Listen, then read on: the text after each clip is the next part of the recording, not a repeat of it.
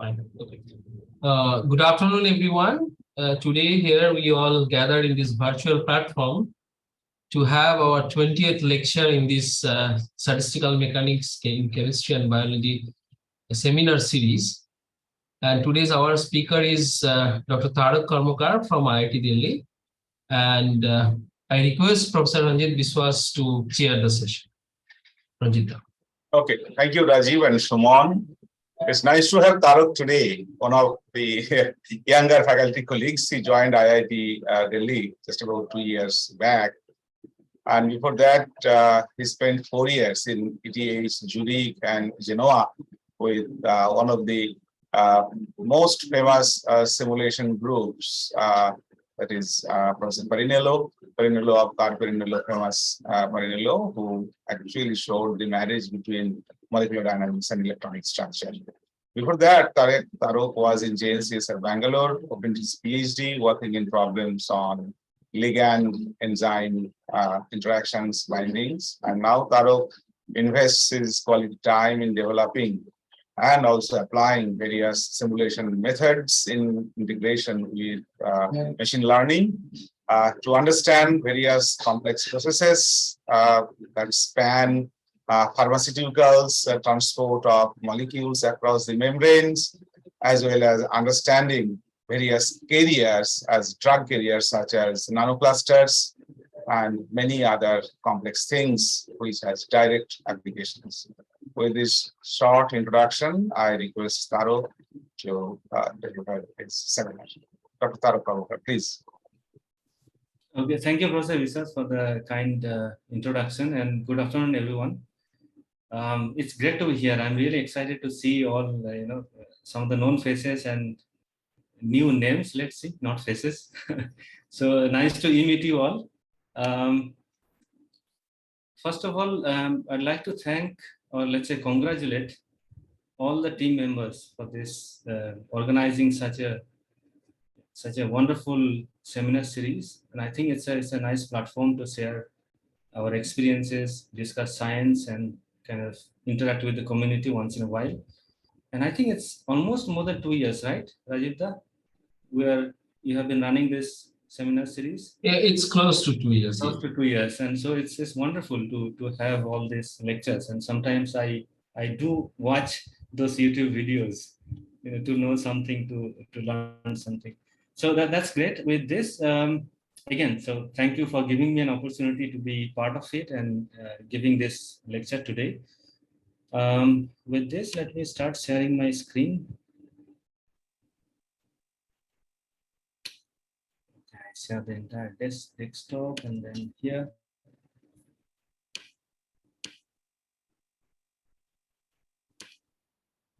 Do you see my screen, my slides? Yeah, we can see.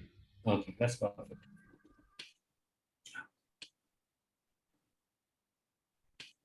Here we go. Okay, so today I'm going to talk about a method that started working when I was postdoc with Michele Parinello at Lugano.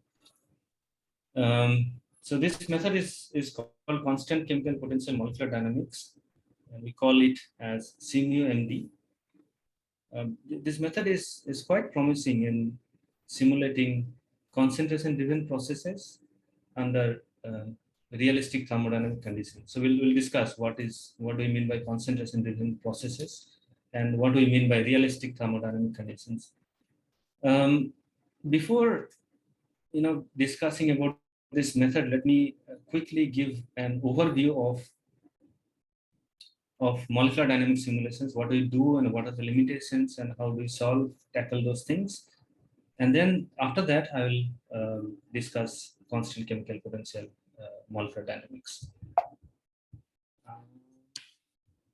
Okay, so let's start with a simple example. We take a glass of water, and then if we are interested in knowing what is happening inside water at room temperature and pressure, or let's say if you are interested in calculating properties, like what is the density of water or the viscosity, then to calculate some properties or to measure some quantities, some properties, we can quickly take the help of experiments.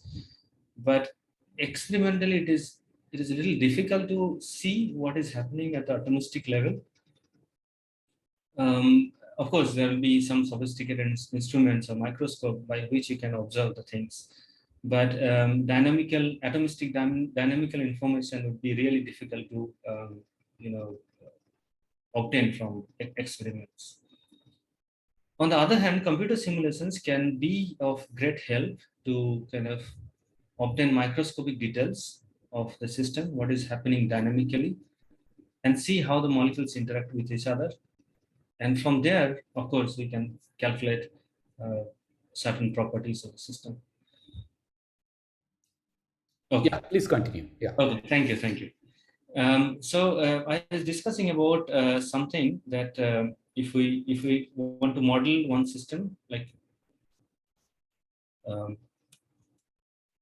if you want to know what is happening inside the glass of water, then we observe something like this.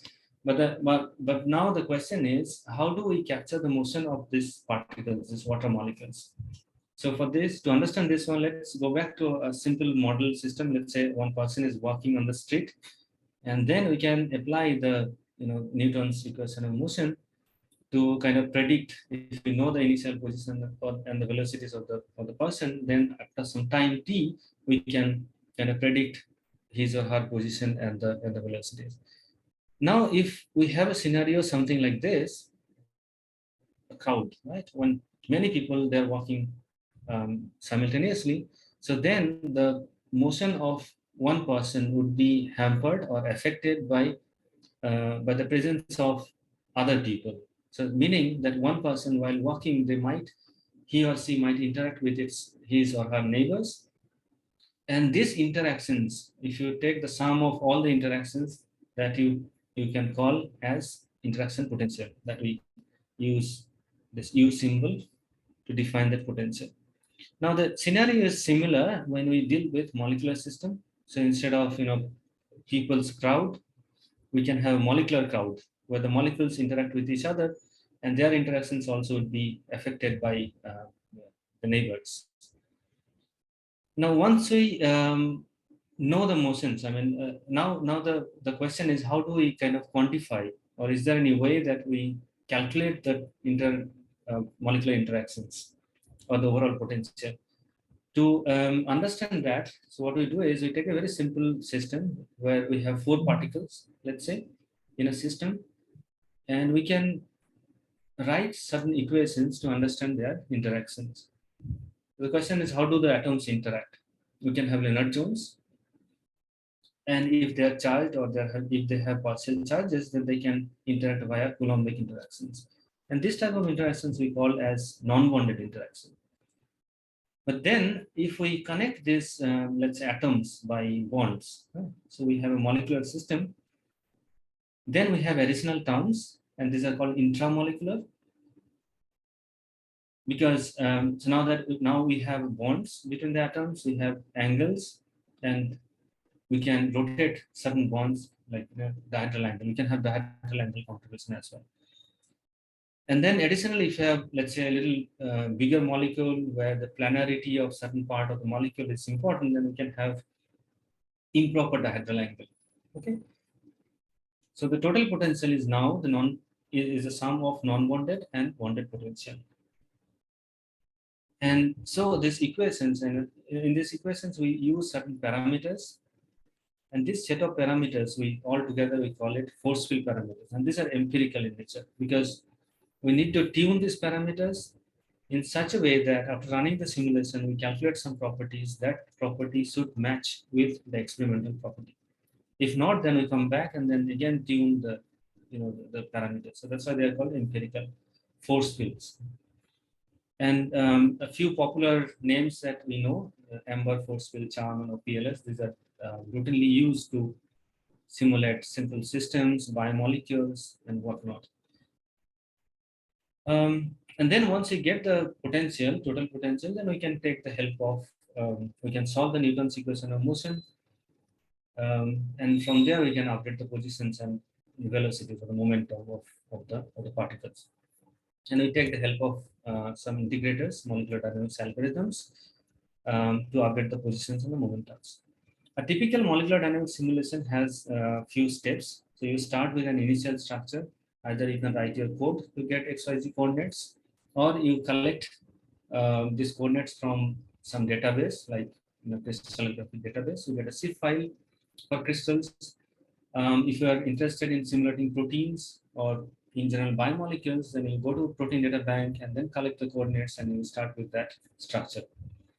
Then what we do is, once we have the model system, then we take the help of some minimizing algorithm like steepest descent and conjugate gradient to remove, or let's say to minimize the system, meaning to remove some short contacts at overlaps.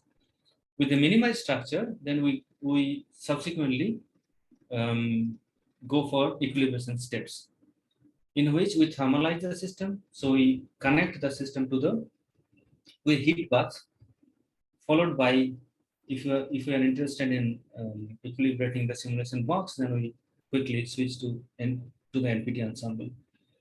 With an equilibrated structure, then finally we run long production simulations, which are typically few hundreds of nanoseconds to tens of microseconds. From the production simulation, we collect the trajectory and we analyze it. From there, we can calculate the structural and dynamical properties of the system and calculate certain average properties. So these are the typical steps that we follow while running a molecular dynamics simulation. I'll give you certain, few prototypical examples of molecular dynamics simulations. These are something like this. We just saw that we simulated a bulk water system. So the water molecules are interacting with each other. We can keep certain solutes in water or other solvent, and so these are metal nanoclusters. And you see they aggregate, forming nice structures, self-assembled structures. We can even study phase transitions. Like this one, the fluidy carbon dioxide is going from disordered state to the ordered state, which is nothing but dry ice. We can study chemical reaction. Of course, here we cannot use the classical empirical force field. Either we need to switch to reactive force field, or we run quantum chemical calculations or ab initio molecular dynamics simulation to study chemical reactions. And then we can have other things like protein folding and biomolecular simulations. And then if nowadays with the present, let's say with the computational resources that we can afford, we can even think of simulating a whole virus capsid. And I think we are very familiar with this structure. And this was a simulation, of course, it's coarse grain level simulation of the virus capsid. And you see the spike proteins of coronavirus, how they are kind of communicating with each other. Anyway, so that was all about a very brief description of molecular dynamics simulation. But then with all the, let's say, molecular dynamics simulations are used routinely to understand, to study systems and processes. However, there are certain challenges that even today we need to kind of address. And these challenges can be kind of divided or categorized into three main categories. The first one is related to our empirical potential model that we just discussed. More often, or let's say most of the times, these force fields are benchmarked to reproduce experimental properties. But then if we, let's say, change the thermodynamic conditions, we go to extreme temperature, extreme pressure, these force fields are not going to help. And they might diverge from reproducing experimental properties. Recently, people have been developing machine learned force field potential models, which are based on quantum chemical calculations, or let's say ab initio data. So these machine learned potentials are much more accurate, almost like ab initio quality. And computational cost is almost comparable to classical force field. So now we are seeing a huge explosion of machine learning potential development of machine learning potentials in many areas, starting from simple fluids to materials, complex materials. So there's another issue which is called finite size effect, and which is related to the small model system that we we consider while simulating a system or a process.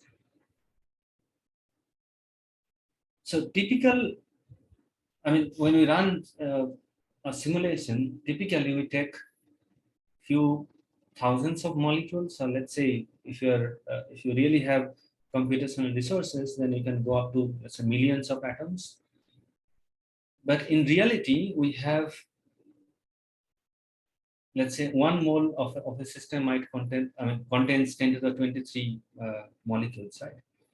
So eventually reaching to that level is almost impossible. But then when we deal with few thousands of particles in a system, when we run simulation for bulk system, we are interested in bulk properties, then still it is fine because we have periodic boundary conditions and the system is replicated. But the problem appears when we deal with, or when we are interested in studying phase transition, let's say, or crystallization, which are concentration driven. For those cases, we face severe finite size effect. A way out is to simulate very large system, but these are computationally very expensive. We can switch to coarse-grained models, but again, we have to compromise with the resolution. And there are certain techniques called multi-resolution schemes. And in an ideal setup, one needs to simulate an open system. Okay, and there are grand canonical ensemble molecular dynamics and Monte Carlo approaches. The constant chemical potential molecular dynamics is a method by which we try to address a finite size effect without going to that grand canonical setup. Staying within canonical or isothermal isobaric ensemble with its fixed number of particles, we can get rid of, to a great extent, we can get rid of the finite size effects. The third issue, which is very common and which we sometimes complain while studying a biomolecular process, that the ligand binding takes place in millisecond time scale. But our standard simulations, you can run up to, let's say, few tens of microseconds, unless you are like really rich like these, or who can afford to have Anton machine by which you can run millisecond simulations. But anyway, life is not so difficult because people have been developing enhanced sampling methods by which you can run a long simulation, let's say long timescale process, by running few hundreds of nanosecond enhanced sampling simulation, which kind of maps to that long timescale process. So there are two types of enhanced sampling methods. One is like collective variable free, where you deal with mostly temperatures and stuff like that, parallel tempering, molecular dynamics, replic exchange. There's another type of enhanced sampling method which are based on CV and defining biasing potential as a function of collective variable. And popular enhanced sampling methods of that category is umbrella sampling, metadynamics, and other methods. So today in my talk, I'll be mostly discussing about the constant chemical potential molecular dynamics and how it kind of addresses the finite size problem. And I'll mostly focus on its application in modeling crystallization, realistic crystallization, which has two components. I should not say components, but let's say the crystallization involves two stages, two processes. One is nucleation, initial part, and then crystal growth. For my own convenience, I'll start with the crystal growth part first, followed by nucleation, but it's the other way around when in reality the crystal grows. So what do we mean by crystallization? Crystallization is very common in our real life, and it's very important for pharmaceutical industry. So if you take an example, let's take instead of a glass of water, now we take a supersaturated salt solution, or let's say sugar syrup. And then what we do is we take a small sugar cube and put it inside this. And then we go for a coffee and come back and see that the crystal has grown larger. This is called crystal growth. So we just have a seed, and then the surfaces of the crystal grows, and the driving force is the supersaturated solution. Now, if you want to model this thing on the computer, then we have a system like this. So it's kind of an orthorhombic simulation box in which we keep the crystal in the middle of the box, and its two surfaces are exposed to solution, supersaturated solution. So naturally, what will happen is, after some time, as time progresses, and we see more number of crystal layers. That means the solid molecules from the solution will move towards the crystal surface and form new layers. And that is problematic because, if we have a system with fixed number of solutes and solvent, of course, in a box, then as the crystal grows, the solid molecules are drawn from the solution to the crystal phase, and eventually the solution depletes. That means we have less number of solutes in the solution. So then what is happening?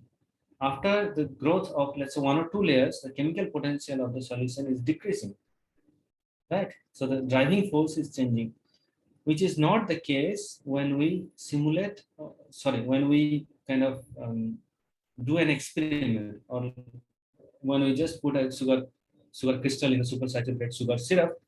There, the crystal grows in the presence of almost constant bulk concentration. But it is just our limitation that we need to take a small system where the depletion problem is really a kind of culprit. So we cannot, from this, let's say, model system, we cannot calculate the crystal growth rate at a given thermodynamic condition, because the thermodynamic condition is changing, right?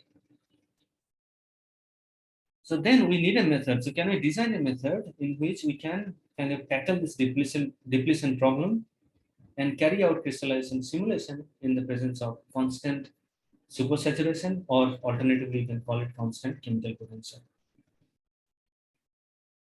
Now, before doing constant chemical potential molecular dynamics, we can just say, okay, we don't need any new method. What we do is we can increase the box and take huge number of particles. But that would be really expensive if you really want to deal with atomistic description. But then somebody says, okay, no, wait, I can switch to coarse grain model. We take a large system, coarse grain model, everything is fine. We can sample long time scale. But now the problem is you lose the atomistic resolution. You'll be dealing with coarse grain picture, the beads, right? So you need to compromise with the resolution. And then Kurt Kramer from Mainz, they came up with a method in which they combine the atomistic and coarse grain. So the important part would be described in atomistic description, while the other part would be described in, let's say, coarse grain model. That way you can kind of expand the size of the system. However, the problem here is, the coupling between the atomistic and the coarse grain regions, or the, let's say, the boundary region. It will be, it is a non-trivial task to kind of describe, that interface, switching from atomistic to the coarse grain model.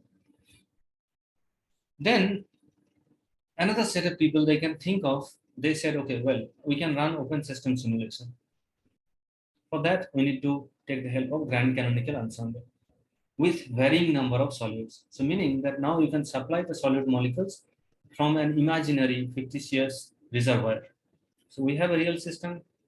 After certain iteration, when we see that one layer has grown, we supply some particles from imaginary reservoir, which is fine when you deal with, let's say, less condensed or dilute system. But when we are interested in simulating concentrated solution, then the particle insertion, that means when you bring one particle from imaginary reservoir to the real system, the probability of putting it in is quite low, and that makes the whole process less efficient. So that means now we need a method in which we kind of set up one almost like in an open system setup within a canonical fixed, let's say fixed number of atoms system. And this is where the constant chemical potential molecular dynamics comes in. Claudio and Michele came up with a method, this method in 2015. This method is all about, let's say, creating an environment for the crystal in such a way that the crystal feels that it has constant supersaturation. So to do that, what we do is we take an orthorhombic box, we keep the crystal in the middle, and we divide this whole simulation box into sub-regions. So from the crystal, we define two regions which are designated as control regions, CR. So left-hand side and the right-hand side, there are two control regions on both sides of the crystal. And inside this control region, we actually control the concentration, meaning the number of solutes per unit volume, which is nothing but the number density of the solutes we maintain at a target concentration, which corresponds to let's say one supersaturation value. And how do we do that? We apply force to the particles. So imagine these red regions are like kind of a membrane. They work as an imaginary membrane, which allow the particles to move from the reservoir to the control region when the crystal grows. So it's on demand and supply. So when the crystal grows new layers, so we need more particles, right? So the reservoir can have more number of solutes, and depending on the concentration gradient or the the concentration fluctuation, we can the membrane, the force region, kind of brings in solutes from the reservoir, and thereby maintains its concentration in the control region.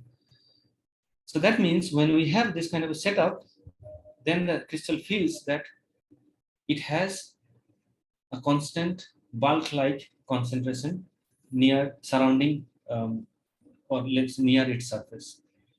And the way this algorithm works is you calculate the number of particles. First, you calculate the number of particles in the control region using a function like this. In all practical purposes, you define this function as a product of two Fermi switching function. So once we count the number of solutes in the control region, we divide this by the volume of the control region to get the concentration, which is nothing but the number density. And then you apply a harmonic-like force on this concentration and the particles which are coming near the force region, such that the concentration, instantaneous concentration, remains close to the target concentration, where G, capital G is the bell-shaped function which localizes the force action in the force region.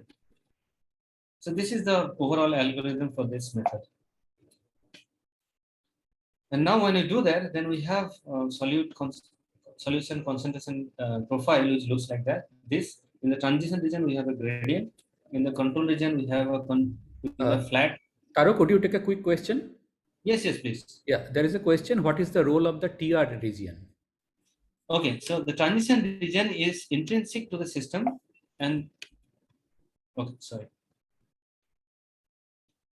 Yeah, the transition region is intrinsic to the system, and we don't touch that region. And this is like, we allow the crystal to have its own physics. The interface, we preserve the interface. Did I answer your question? So transition region is just the region where we don't do anything literally. Beyond the transition region, where we see so my question is the transition region part of the crystal? No. The transition region is the solution. Okay, and you preserve the what do you preserve there? So we preserve the, let's say, interfacial property, crystal solution. We don't touch that part at all. Okay, we'll discuss more on that later. So the control region is where we apply this force such that it mimics kind of bulk concentration, but the transition region should not be touched because otherwise we'll, change the interfacial property. Yeah. So then this method was first used to study the crystal growth of urea. And so this schematic shows the crystal, and the blue particles are the urea molecules in aqueous solution. And as the simulation progresses, you see the green curve. This indicates newly deposited molecules on the crystal surface as a function of time. And on the bottom, you see there is another profile, which is the concentration profile from the control region. And up to, let's say, 30-35 nanosecond, the concentration remains at the target value, which is 0.08. And within this region, the crystal grows very smoothly. After that, there is a depletion issue. I will come to this depletion part after some time. But within this valid region where the concentration concentration remains at the target value, we can calculate the crystal growth rate, which is nothing but the slope of this plot. We thought of, so then we applied this method to a more complicated system, which is, so we tried one active pharmaceutical ingredient, which is anti-tuberculosis drug, isoniazide, and then Dandan crystallized this, this molecule in different solvents, and she found out that going from methanol, ethanol to isopropanol, the aspect ratio of the crystal changes or decreases, and the crystal shape changes from rod shape to the cubic shape. And we wanted to know what happens there. So we simplified the problem, and we decided to simulate only two surfaces, 110 and 002. One is along the long axis, another is perpendicular to it. And we took the help of constant chemical potential molecular dynamics, and we have a similar setup. We put the crystal in the middle, and then we studied the crystal growth in the presence of various solvents like methanol, ethanol, and isopropanol. So it grows like this one. After some time, a new layer, which will be shown in green color, is grown. Now, when we analyze the data, then we found out that the long axis, which is 110 long, along the 110 plane, which grows much faster in methanol compared to ethanol and isopropanol. But the other one, 002, which is the short axis, has a reverse trend. And this kind of explains that 110 surface grows very quickly in methanol compared to ethanol and isopropanol, while 002 has a reverse trend. And that kind of explains the experimentally observed aspect ratio. Tarak, can I ask a quick question here? Just Yes, to please. understand. So, so the size of the crystal region, the where the crystal is growing, is it prefixed before the simulation? So you mean the crystal slab that we took, the red one? Yeah, no. So initially everything is solution, and then crystal is growing, right? So till which point it will grow? Is it pre-decided, or it is free to grow as much as it can? Okay, so first thing is, like, we start the simulation with a preformed crystal in the middle. So it's not like a nucleation. We have a template, and then the surfaces are growing, new layers are growing. Now the second part is it can grow as much as possible because we are not keeping any constraint upper cap, but we stop at a point like so eventually we need to calculate the growth rate. Okay, so it doesn't matter whether if it grows 2 layers, 3 layers, or multiple layers, as long as we get the growth rate, and that's fine. And how do you decide the tier region length? Or is it prefixed? This one we do a few benchmarking calculations before running, let's say, the production simulation. So this is one thing that I should have mentioned, that to find the transition region length or the control region size, all these parameters can be found by running very short trajectories and plotting the concentration profile. Okay, thanks. Okay, and I think I'll discuss Sumanda's paper very quickly, which is about the finding out the bulk region. Anyway, so what we next thought that we apply constant chemical potential molecular dynamics for fast growing crystals. So for the urea and this isonizer, they grow fast. But what would be the case if we have a slow growing crystal? So in that case, we cannot wait for, let's say, millisecond time scale, right? So in that cases, we need to couple or combine constant chemical potential molecular dynamics with enhanced sampling method like metadynamics. And I think I'll skip this part, metadynamics part, because of some time constraint. But anyway, metadynamics is a method in which you start from a basin and you keep on depositing repulsive Gaussians to come out of one basin, and then eventually fill up all the basins, and you kind of have a flat surface in which your system can visit all the metastable states very quickly. And then from there, you know how much bias you have deposited, you can calculate the underlying free energy diagram, free energy profile. An important aspect of, let's say, metadynamics or in general enhanced sampling method is to find out a suitable collective variable. And there are many collective variables that people have been developing over the years, and we have written a recent review on collective variables that have been used in the study of crystallization, starting from Steinhardt parameters to molecular templates, structure factor, which is again based on certain property of a crystal, and then we can have some neural network collective variables to characterize the ordered and disordered states. So we applied this method to study naphthalene crystal shape, to predict the crystal shape of naphthalene. Again, we have the C𝝻MD setup, but now additionally, what we do is we bias the system in such a way that we grow new crystals. So that means we apply well-tempered metadynamics to grow new crystal. And here the CV is based on surface layer crystallinity. That means we count how many solute molecules are there in the first layer, and then we apply bias on that, or we define the bias potential based on this collective variable, which is the total number of crystal-like molecules. It has many components, like this is a product of three functions. One is related to, or two of them are related to density fluctuations, meaning the number of solute molecules in the first layer. And the last one is related to the molecular orientation. So the molecules, when they get attached to the surface, then they have to be in proper orientation, otherwise it will not form a perfect layer.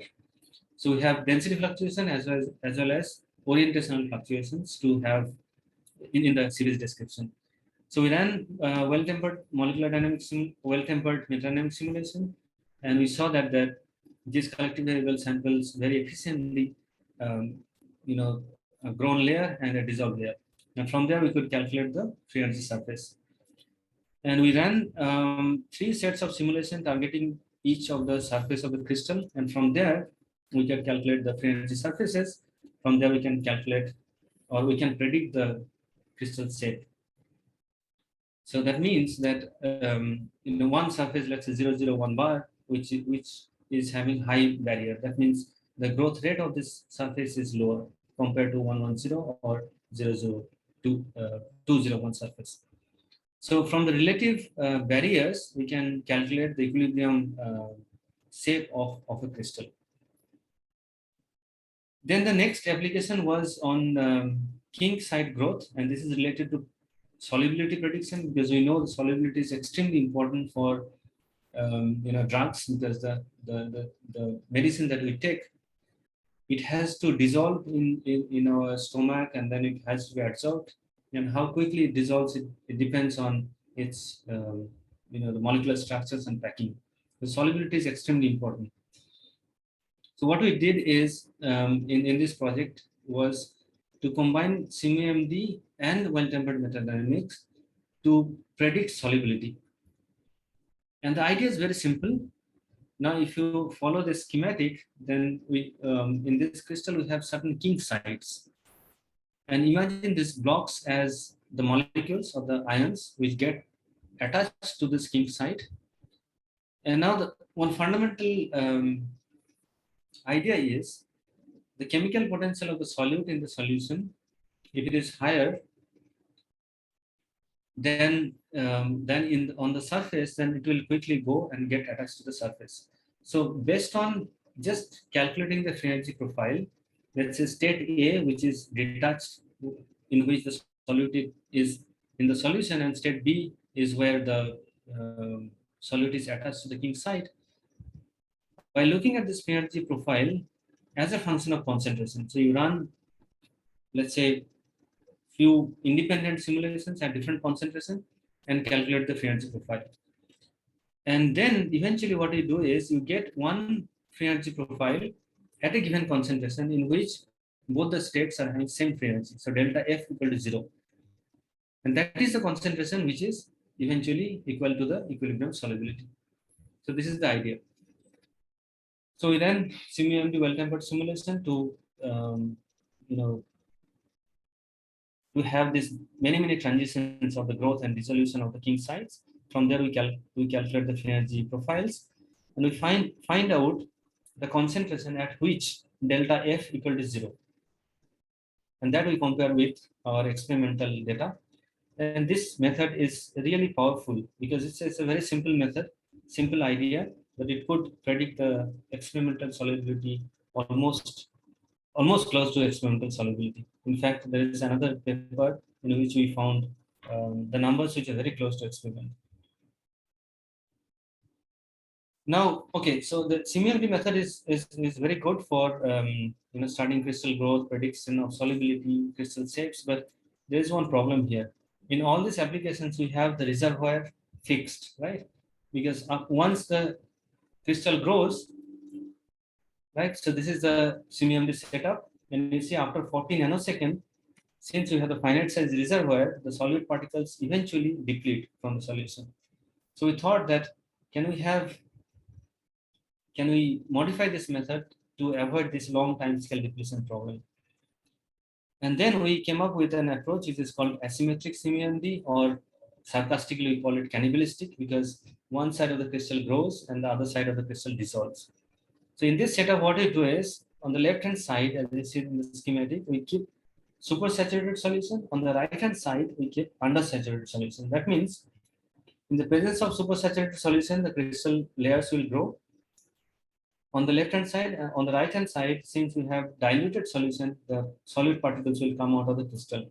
And there is kind of and since these two ends are connected by periodic boundary conditions, so the particles which come out of the crystal can eventually travel all the way from the right hand side to the left hand side and eventually get deposited. So there is kind of a circuit, connected circuit. This setup eventually solves the problem of finite size reservoir, because you don't need to worry about a point in which the reservoir will deplete, because eventually we are getting supply from the crystal. So the finite size reservoir problem is solved.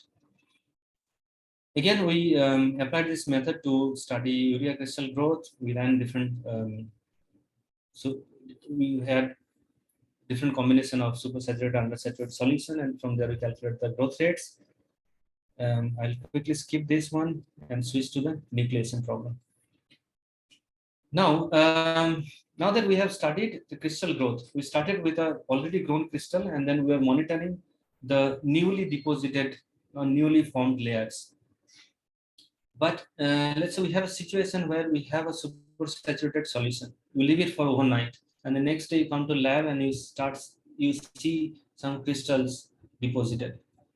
And so what happened in between is the solute particles came together and formed the nucleus, and that eventually grew to bulk crystals. So this is what we wanted to model.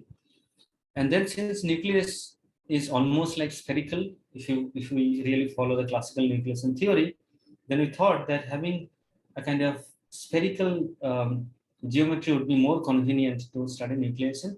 So we developed the spherical variant of the C𝝻MD method, in which we have a growth region in which the nucleus will grow, and we define certain concentric cells. So the one we call it control region. That means we have now the growth region. Surrounding it, we have control region in which we control the concentration. And again, we have a small thin membrane, which is the force region. The rest of it is reservoir. Here also we combine C𝝻MD with well-tempered metadynamics with certain collective variables. Details are here. I can discuss later. These things if we have time and if somebody is curious to know. But we have two sets of collective variables. One is related to how the we applied this to study sodium chloride nucleation. So the first collective variable is related to how sodium and chloride come together in a proper crystal form like rock salt. Another one was related to dehydration. So eventually you need to remove the water molecules such that the solutes can quickly get attached. Now with this setup, we ran 3 simulations. The first one is normal NPT, in which we see that as the crystal nucleus appears, there is a drop in the concentration, which is obvious in the finite size system. But when we plug in our C𝝻MD setup, as shown in the panel B, then what we observe that during each nucleation dissolution event, the concentration in the control region remains same. So that means when the nucleus appears, the nucleus feels as if it is at constant supersaturated condition. So that helps us calculating the nucleation rates and calculating the phase surface first of all, get the critical nucleus size as a function of concentration, of course, and from there we can calculate the nucleation rates. So this is one simulation video, left hand side, and the right hand side is a paper in which is a work in which people have studied the nucleation of sodium chloride inside a carbon nanotube, and this is kind of in situ TEM.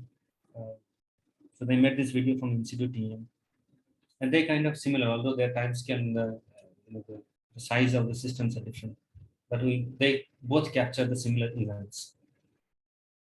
Now this method is not limited to studying crystallization, but it can be happily used to study adsorption. And Finney and Matteo, they have studied this or applied this C𝝻MD method to study adsorption of sodium chloride on graphene surface. So left hand side we have the graphene. After certain distance, you start seeing the ions get adsorbed on the surface, and beyond, let's say 3 nanometer, they have the bulk region where they define the control region. Now I think Sumanda has published recent paper in which they discuss about the by doing some analysis, they found that the bulk region of any, let's say, solid liquid interface, or if you have membrane solution interface, the bulk region depends on the property of the interface and how certain properties decay over certain distance range. So here I have a message, like if you want to apply constant chemical potential molecular dynamics method for this kind of system, then you should not touch the region. So I'm coming back to your question. So this is the setup, and this is something that we should take care of while setting up C𝝻MD. We should not touch the interface region. We should put the control region where we have the bulk, let's say, region. So to find out the parameters where we place the control region, we need to run certain calculations like normal unbiased MD, and then plot these profiles like Sumanda did. And from there, we can find out a region where we can place our control region. We applied this method to study gas solvation as well. Sorry for the spelling mistake. It should be solvation. So we studied CO2 water system. We found out the solubility of CO2 in water at one temperature, one pressure. That really matched with the experimental value that I forgot to put it here. So meaning that if we kind of control the thermodynamic conditions, here it is the gas pressure, then we can, with a small system, we can running very small simulation, we can kind of predict the experimental property which is very close to experimental value. And then we have Ozgur's group, who apply this method, C𝝻MD method, to study gas permeation in metal organic framework, or they can they studied liquid separation as well, in which they use one silicalite membrane to separate, I think, alcohol water mixture. Now, recently we thought that we can in principle apply this method to biomolecular systems as well.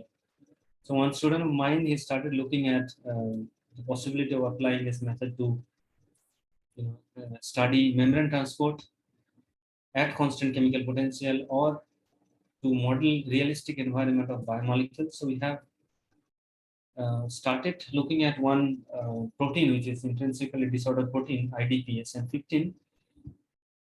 And in the literature, or even I think Professor Govardhan Reddy's talk, he discussed about the effect of salt on the secondary structure or the overall conformation of IDPs, and how they modulate the liquid-liquid phase separation or other problems. So we thought that it would be interesting to see if we can have a realistic salt concentration surrounding one biomolecule. How does the biomolecule behave? So we ran C𝝻MD simulation, and we could keep the concentration fixed at our target value for a long time.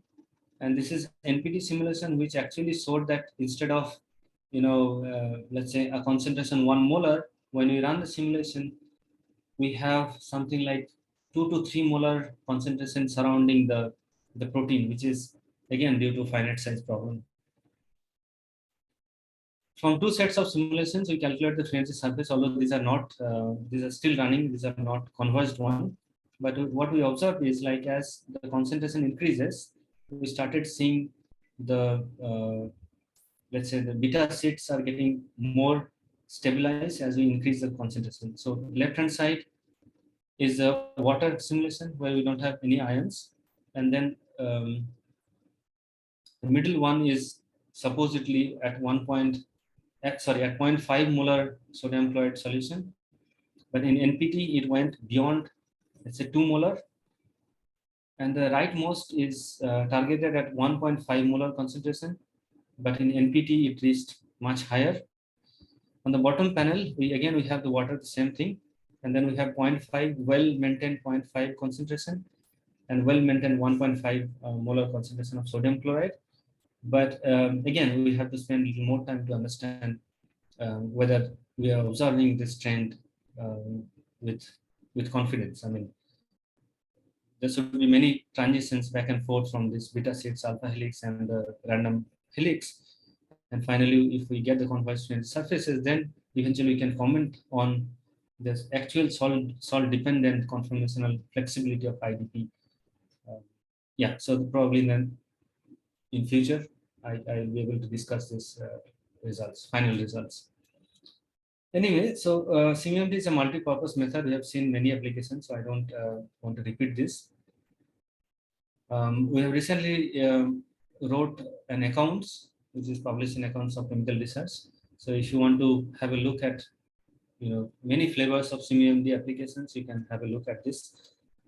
There are GitHub pages. If you want to apply this method in your, let's say, favorite system, then you can go to the GitHub, download this C𝝻MD plumed development version, and then start using it. There are input files in Materials Cloud Archive.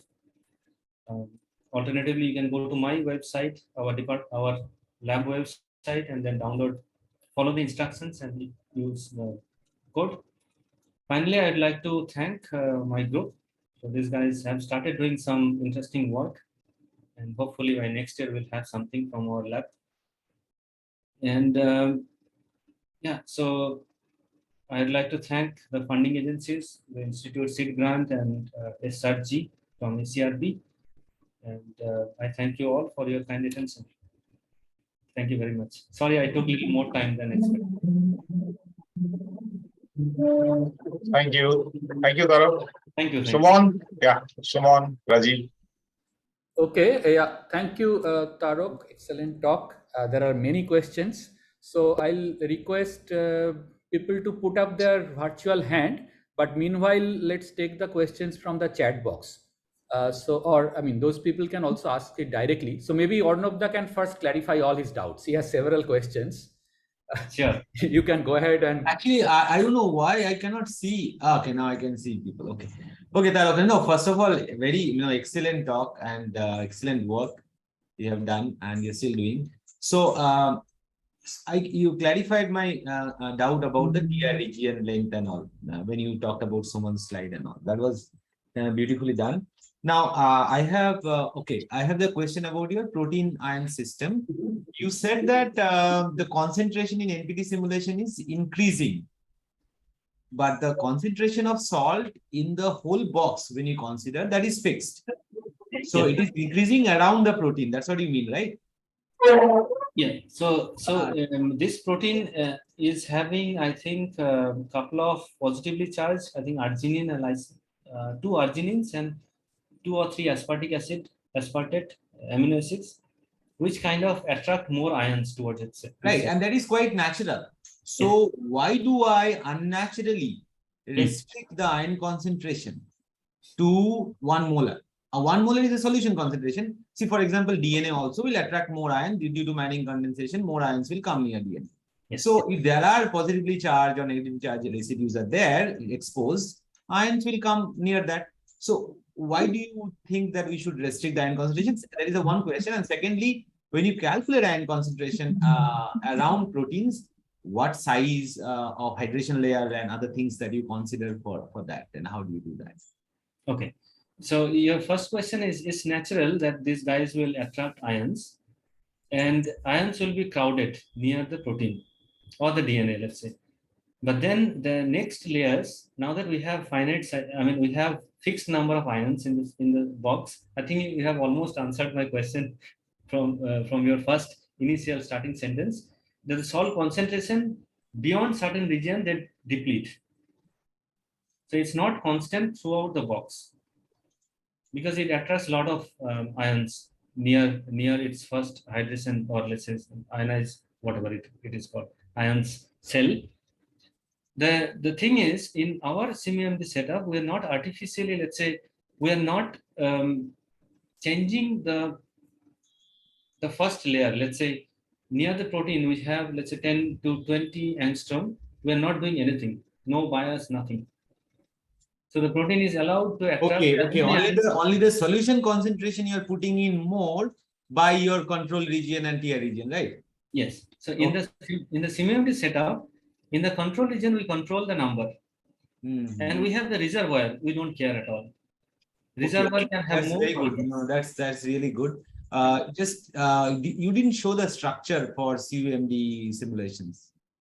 Like, for example, you showed for NPT 3 structures, representative structures. I'm curious, how does it affect the protein structures or peptide structures? Yeah. Sorry. Yes. Actually, this we have used 2 collective variables. One is helicity, which is related to alpha helix, and there is this variable we call it Q, which should be called something like beta sheet like structure. Now if you think about this regions, x-axis 0 to 4, y-axis something like up to 4. Let's say x and y 0 to 4. This region is beta sheet. So if you think of let's say Ramachandran angle on that space, we can find out some regions which correspond to beta sheet. So now the numbers are same, axis levels, everything is same. So the regions between 0 to 4, right top picture, this corresponds to beta sheet. So the bottom right, this region started sampling. Okay, so basically I understand that C𝝻MD maintains the helical concentration at a certain concentration of ions, and in normal NPT there has to be no ion concentration, 0 ion concentration, right? So the top panel. But the middle one, in the middle one, I see between 2 to 4 there is a patch. The lower panel, middle figure. That is showing a different structure, right? Yes. So it is in between. So let's say from 0 to 4, if you have beta sheet, in the middle we have a random coil, and on right top we have alpha helix. So this is something, some intermediate structure. Okay. Yeah. Okay. So maybe after, let's say, a couple of weeks, we'll have more data. So Right, then right. No, but it is very, very interesting to see that. Yeah. in NPT, we don't have any control. So, it's depletion, crowding, everything happens. I see that. Yeah. Thanks.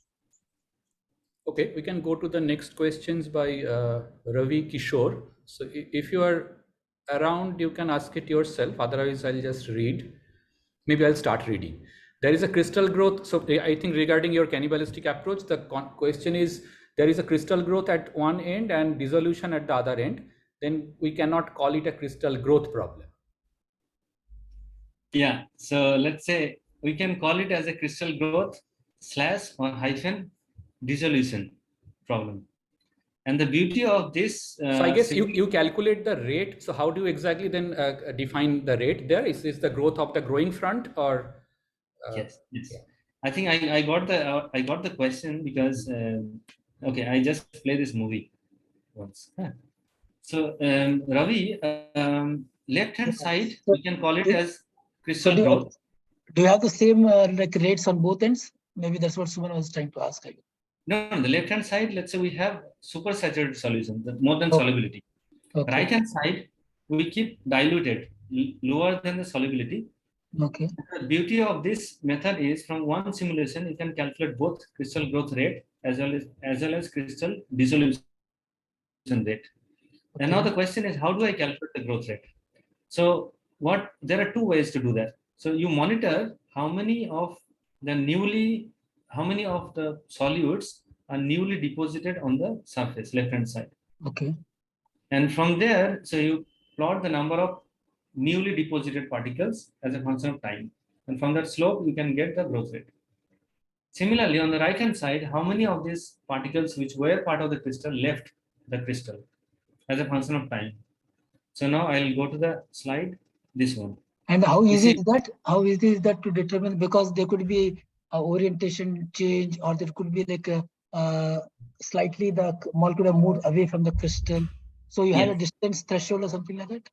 Yes. So here we apply a collective variable. So here we apply a variable which takes care of both, let's say, distance from the, so we have already grown layer, and then we have another molecule approaching. So we have distance as well as the orientation. As long as the particles are attached like this, we cannot consider that particle as crystal-like.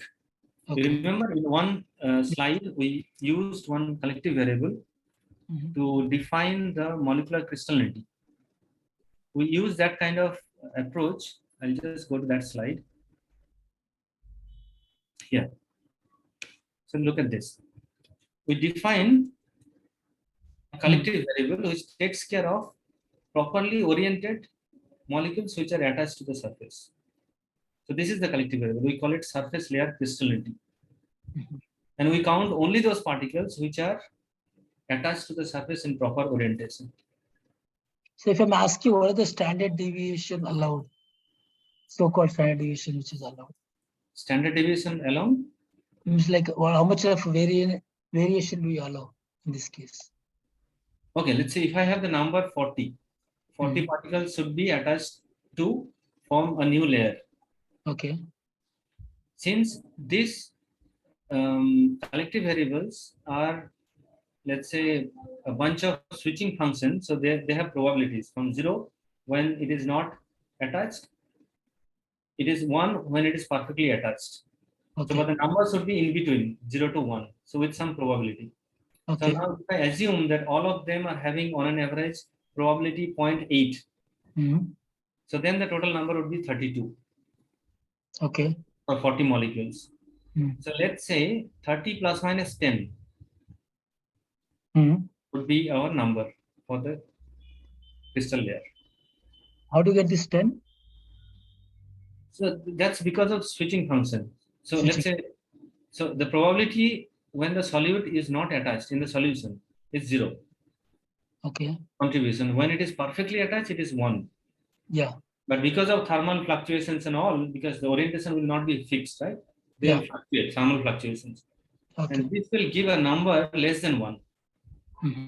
Right. So if you have ideally, if you have 40 molecules that should be attached to the surface, your value of the collective variable would be 32. If you assume that on an average, each particle contributes 0.8. 20. Okay. Fine. Okay. Yeah. Yeah. Thank you. Suman, just I have a similar, in the same line, I have one Sure. question. So Tarak, in the cannibalistic approach, crystal is growing and as well as it is depleting. Yes. So let's say the rates are same. If the rates are similar, then essentially the chemical potential is not changing. So even in that situation, do you still need a constant chemical potential MD, or a normal NPT would work in this particular situation? Normal NPT would work, but then the gradient, you need to deal with it, because gradient is okay. So here, let's say what happens is, if you don't have this control region, you allow the crystal dissolve one side and grow one side. And there are some methods, I think, Kusalik et al. So they use some gradient, this kind of overall, global. What we are doing is local. Let's say if we don't use C𝝻MD, then you will have a gradient finite size problem on the right hand side, because the, let's say, undersaturated value will not be fixed. So there will be continuous gradient because of the system size again. Left hand side, there will be increasing concentration going from the leftmost to the surface. And then you cannot really call this one as at constant concentration. Okay. It would be difficult to call. So that's why we have local control. Reservoir, we don't care. Okay. Thanks. So there is a question from Chintu Das. Would you like to ask? With growth in left side, the width of the TR region in the left side is going to decrease, while that of the right side will increase. So during the simulation, how do you control the size of the TR region? Yeah, so I missed to mention this point, that these regions are adaptive. So the way the algorithm works is, you calculate the crystal solution interface. And as you grow a new layer, your interface also shifts. And accordingly, whole thing shifts. So that means when you grow a new layer, transition region is fixed, control region is fixed. If you have a new layer grown, and then it moves, shifts. If it dissolves, it comes back. Okay. So basically the slab will move with the simulation time. Yes, it is moving. Thank you. Anybody else? Can you can raise your hand now, directly ask. Yeah, So I have one question. Kriti. Oh, sorry, Ravi. Yeah, please go ahead. Tarak, this is regarding your first part, where you had a concentration gradient in the TR region, right? Decreasing concentration. Yes. So what is the significance of decreasing concentration? Generally, decreasing concentration assumes the crystal dissolving, right? Okay. This one, right? Yeah. The right top picture. Yeah. So what is the significance of the decreasing concentration? If we plot, let's say, the number density as a function of z-axis. Okay.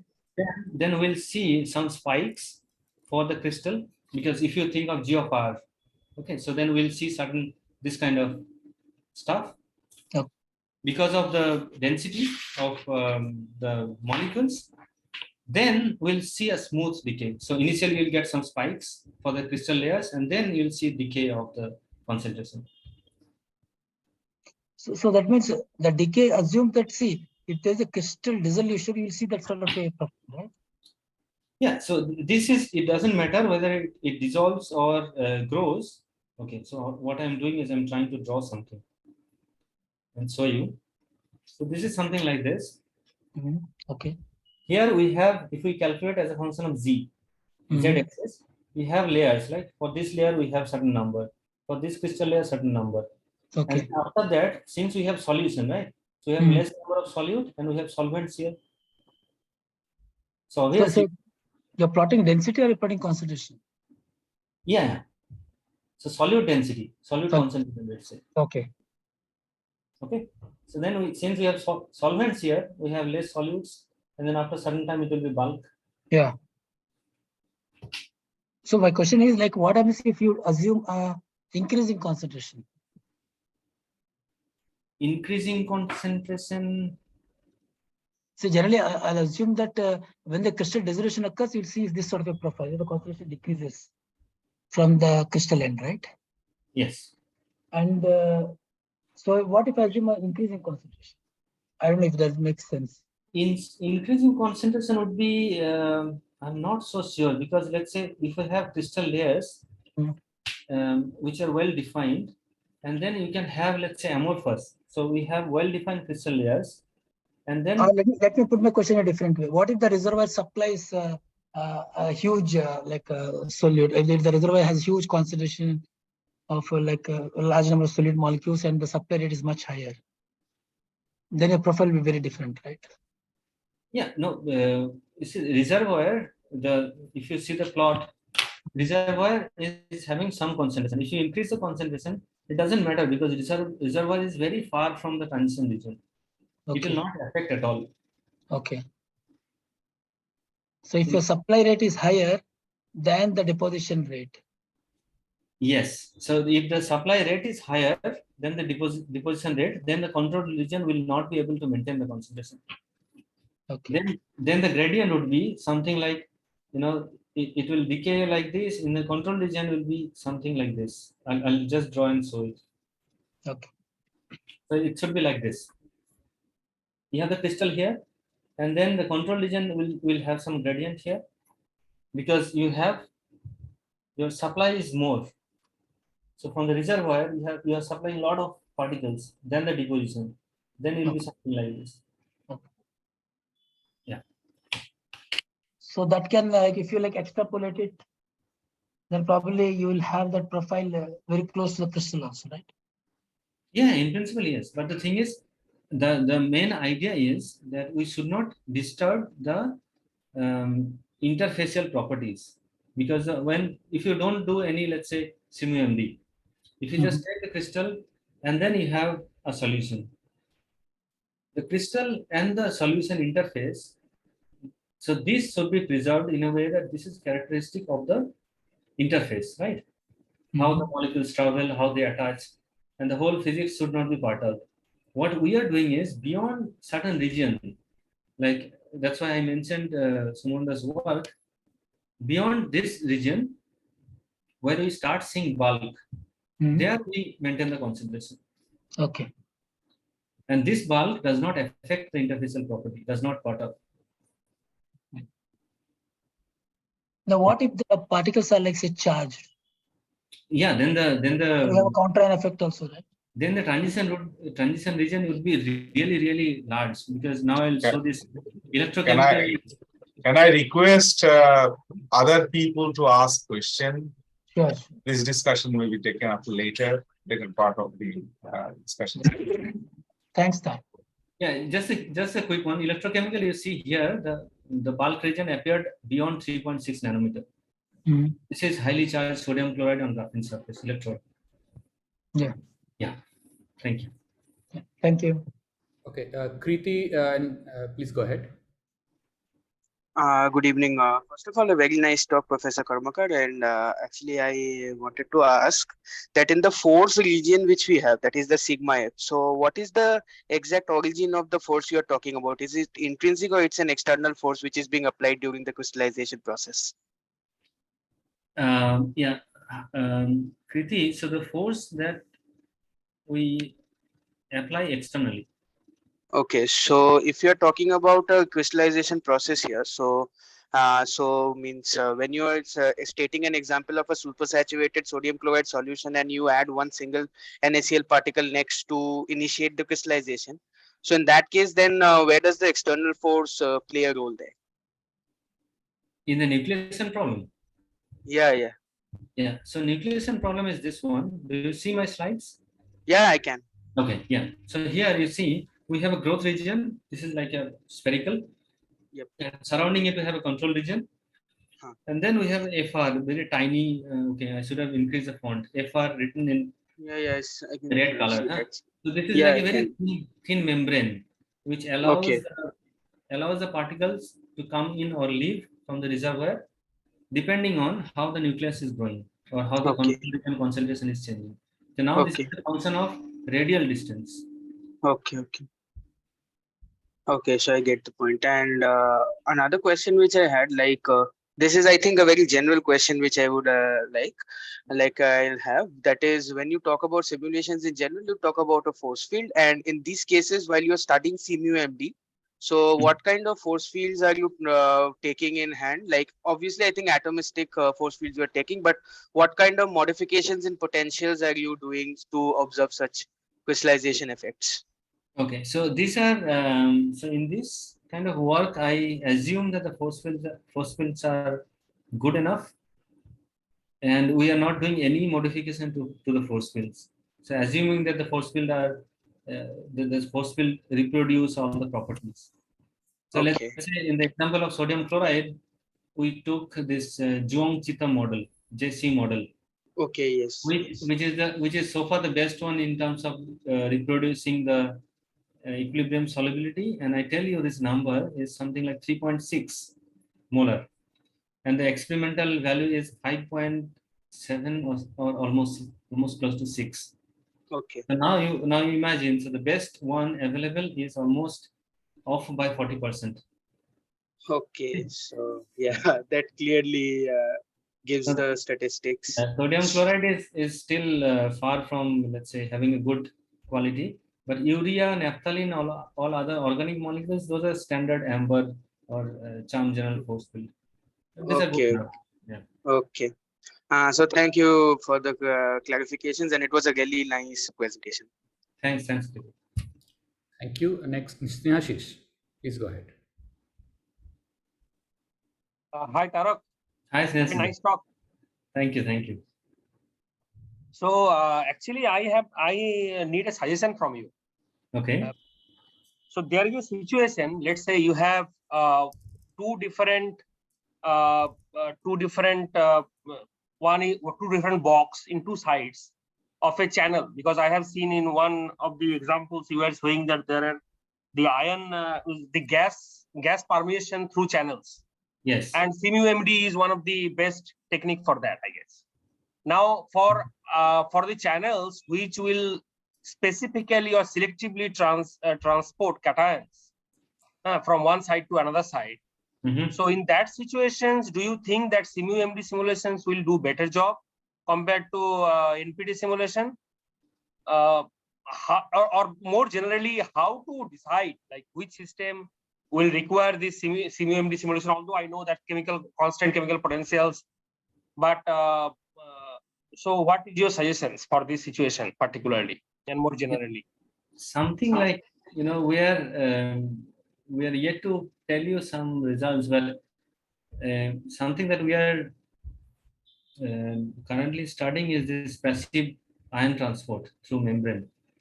And so far, which type of membrane you are talking about?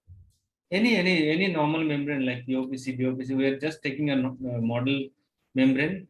We just wanted to see, like, again, we were inspired by Sumanda's work here to see how the ions behave on the membrane, and depending on that, we would check whether it's worth trying C𝝻MD or not at all.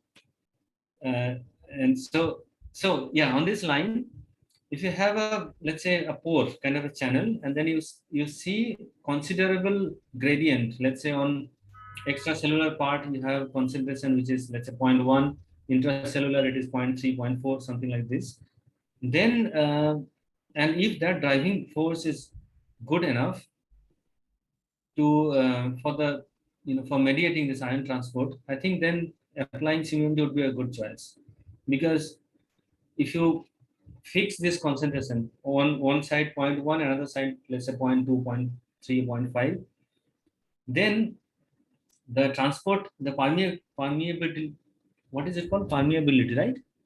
Ion permeability. Yes. Yeah. So that rate would be more realistic, because now that you have constant concentration, right, both sides. Yeah. So basically, you are more like, you are saying more mimicking more realistic situations, because in one side you have this ion which is going to the other side, and then it is interacting with the for my case or whatever we are working, there you have electrodes, and then this ion electron transfer is taking place, then it's becoming metal. So the concentration is quickly depleting.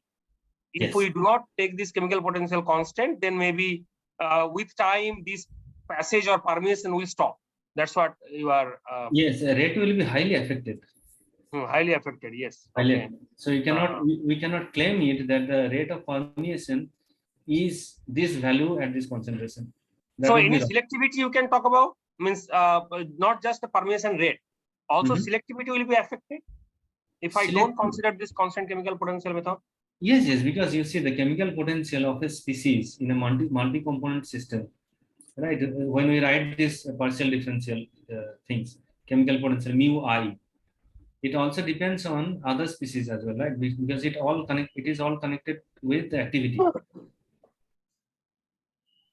So eventually, let's say if one component of the system you are focusing on, of course, the other component will also take part in the chemical potential definition. So they might affect, because you see these guys, they tried to separate CO2, methane, and alcohol, methanol, water separation, and there also they found out certain issues related to normal NPT. Either they need Okay, to then I will talk to you personally maybe, because we have to use them. Your technique. Okay. Yeah. Thanks, Tarak. Thanks, Tarak. Thank you. Thank you. Anybody else? I don't see any other hands. Hello. Hi, Yeah. Chintu. Yeah. So I just wanted to ask technical questions. So how do you optimize the width of these tier or control regions? Like based on different crystals, it may be different. So how do you optimize that? Actually, we run very short unbiased simulation and then calculate profiles like this, right hand side. Okay. You see the picture here. So we run very short, let's say 10 nanosecond, 20 nanosecond unbiased simulation, and then from there we plot the concentration profiles. From there we choose this width. Okay.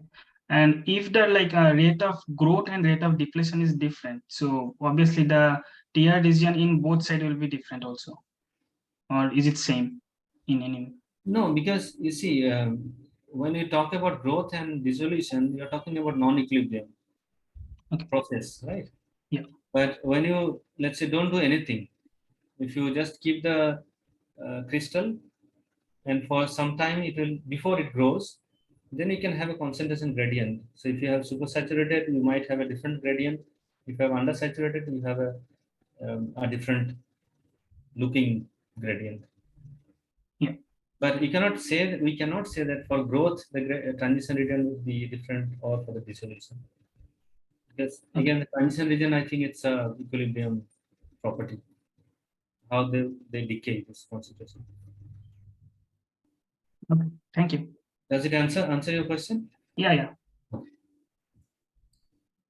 Okay, so maybe I'll just quickly ask a couple of questions, short questions. One is there a time scale associated with your coupling of the concentration? I mean, the way you are maintaining the concentration, there has to be a time scale of that bath, because otherwise because there, as I see it, you have to reach a steady state.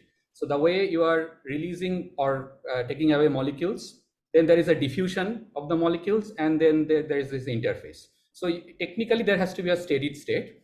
Now, one thing is that the diffusion part is not really consciously taken into account here, that how quickly you release molecule and then how long there is a kinetics of it reaching the equilibrium. But yes, leaving those aside, so what is the dynamics or kinetics of your controlling the concentration? How do you decide that? Okay. So in this setup, let's say it's not like a thermostat or barostat where we couple the system. There is a time constant normally in those coupling constant in those thermostat barostat concept. But here what we're doing is we're not coupling it to any bath, let's say. This is something that we apply the force on particles. You see capital G is a function of small z. Small z is a distance component of the particles. And what it does is, so if you write the normal Hamiltonian or the total potential, then from there you can get the forces, atomic forces. What we are doing is we are adding some force externally, and only the particles, when they come near the force region, they'll feel this additional force. So there is no time constraint. So there's no time information in this force description. It is just function of z coordinate. Okay, so it's more of an equilibrium picture that you are maintaining an equilibrium concentration.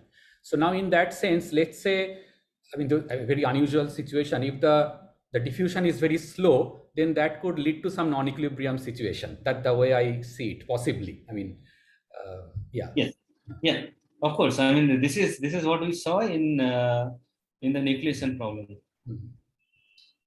Here it's a, let's say this is a very nice movie in which sodium chlorides, they diffuse very quickly and all. Imagine that I have a very, sloppy, very slow growing crystal. Then the time it takes to grow full nucleus and dissolves, if they are extremely slow, then I don't know if the growth is, let's take an example of fast growth. If it is very fast, it quickly drags all the solutes from the reservoir, and then the control region would not be possible. It would not be possible for the control region to maintain the concentration so well. Now, once the crystal has grown, let's say it dissolves very slowly. If it dissolves very slowly, then also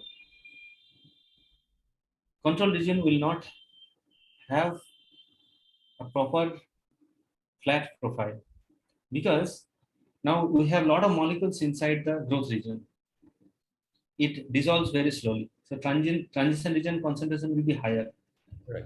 While the control region would try to keep the concentration close to target, but because of this slow and fast growth, let's say non-equilibrium situation, they are also right. I get your point. Also, my point was that the way you are defining your transition region based from, let's say, from equilibrium situation, but that width may change under this non-equilibrium scenario. The width of the transition region, depending on the kinetics of the growth and dissolution on both ends, and also the diffusion of there is a concentration gradient, so there is a diffusion.